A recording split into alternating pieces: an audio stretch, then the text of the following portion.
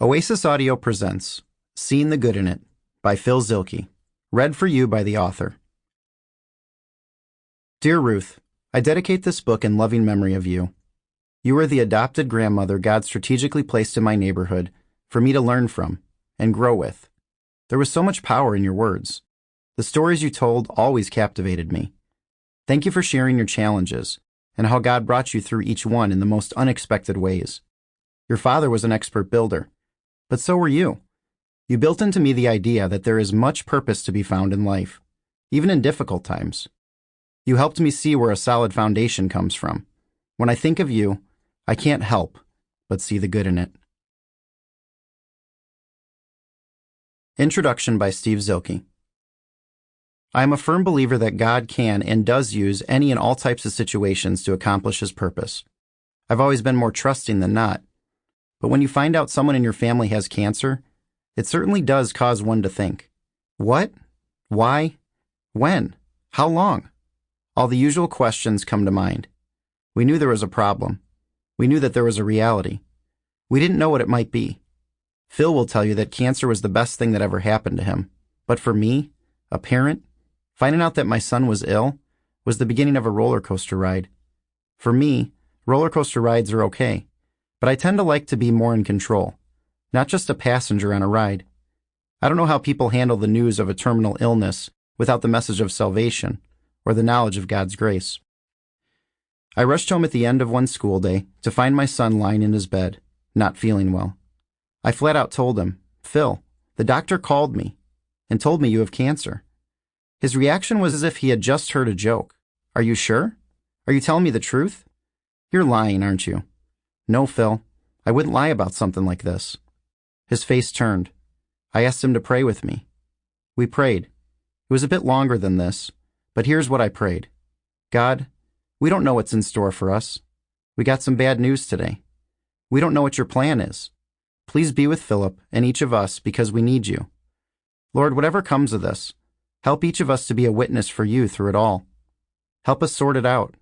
Give us the strength we need to endure and do what you see best. How do you find hope when the news you face is one of despair? I think it has something to do with trust.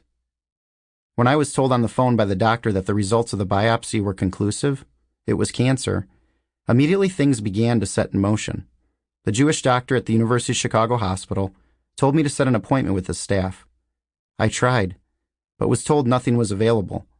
He then called me to inquire why I hadn't just come down to the hospital. He said that he's the one who runs the department, and that he would get us in. There's so many things that I can share where it was clearly evident that God is directing the process. The coaster ride continued with doctor visits. I've never liked to talk with doctors. I have a bit of a hospital phobia. When I would visit someone in the hospital, I'd always check to make sure I knew where the exits were, just in case I needed to make a quick escape. Going to a doctor raises my blood pressure, but staying overnight in the hospital became a way of life for me. Amazingly, I only fainted once during Phil's cancer journey. Somehow I didn't even feel queasy during the first bone marrow test I saw them do on my son. It's kind of amazing the things that I did that were totally contrary to my impulses when the health concerns of my son took on a major heightened role. Cancer affects the whole family. Priorities change. Phil's health plan changed the way we would live for a couple of years. Looking back, I treasure the witness of those I spoke with while waiting at the hospital for Phil to finish a test or get results. I especially remember a man who I spoke with who was an aging organist at his church on the south side of Chicago. He told me about his heart transplant, the complications that went with it, his colon cancer, and his faith. Despite all the difficulties, he talked about the strength he had and how his faith in God got him through. It is amazing for me to this day that I never felt that Phil's earthly life was ever in jeopardy. It's strange to say, but I had somewhat of a sense of peace about the whole cancer thing. Even though there were so many unknowns and sometimes life became a fog, I too look back and see Phil's cancer as a growth opportunity for me. Phil certainly had his ups and downs. The moods caused by the poisonous chemicals pumped into his body changed him from day to day. But even with the over-the-speed limit trips to the hospital, the challenging unknown of medicine reactions, and the stress of juggling work and family, our faith sure did grow. Is having a life-threatening illness any different than the situation we live with every day of our lives? We're all stuck in the illness of sin, from birth as human beings.